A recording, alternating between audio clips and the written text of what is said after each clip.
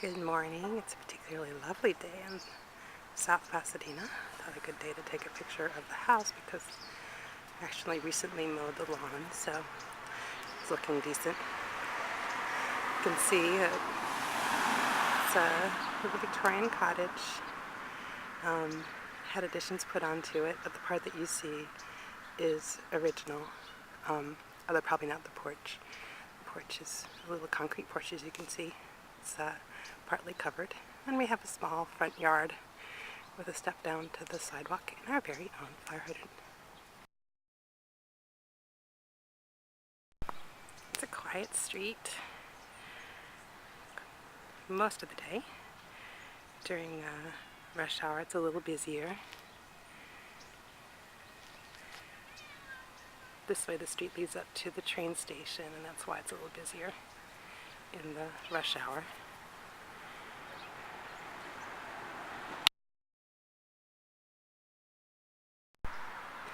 Here we are a little closer up. See, the cats are observing activities here. See Michael's cactuses out on the porch. And this is the side of the house. So our new old car. And the wing on the left there was added at some point in the early 20th century. So that part is relatively new, and is where the current bathroom and master bedroom are.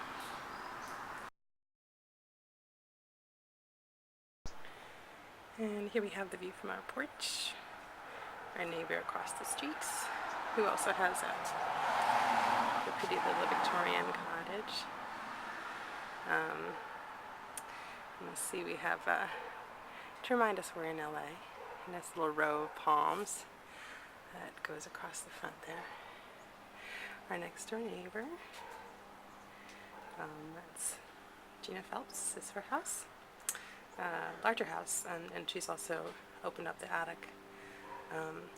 And she has a beautiful, huge live oak tree from whose shade we much benefit. Although it's giving her a headache because it is impinging on her porch roof, as you can see, leaning rather heavily. So she's going to have to cut off the corner, I guess. There's not much to be done about the tree at this point. And here are our front windows and our front door, our number. So let's go inside.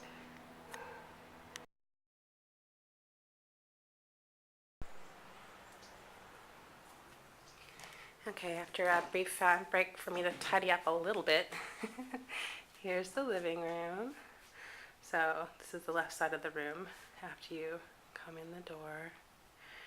And so see, there's not much decor up because we just haven't got around to it. Fortunately, the previous owner painted the walls in very nice ways, so it doesn't look as bare as it might if it were just white. And here is the right-hand side of the room. I'm now walking over to the sofa so you can see the non-working fireplace and the front window, and there's the door. And as you can see, there's a large central doorway. Okay, so through this central door is the dining room slash office, and looks out on our neighbor on the other side. And on the other side is a couple of funny little niches. One of them has my computer and desk and all that. And on the right there's a door to the hall closet, and the one beyond it is to the bathroom. And there's this other little niche which now has some bookcases in it and a door to the master bedroom. And I suspect that there is a load-bearing beams because they didn't cut the openings right up to the ceiling. So I'm guessing that that has something to do with how this is set up, although I confess it's a little bit perplexing. And that, everything that you've seen so far is the footprint of the original house. So these little niches, the dining room and the front room, and everything else was either added or, as in the case of the kitchen, where we'll go next, enclosed from a porch.